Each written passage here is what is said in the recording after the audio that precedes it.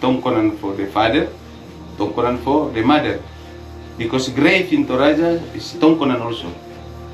Belong to one family. Sometimes in Toraja, when the mother die, they follow her family. When the father die, they follow to his family.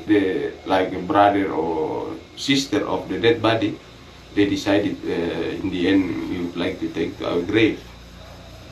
And of course the husband from her, they say, I would like to take to my family grave. But in Toraja, when we made the reason why we follow the father or mother, because we will stay in the one place for more and more years. Can be 100 or can be 200 years later, and probably they are going to be get rotten. Body we have left only maybe skull and bones.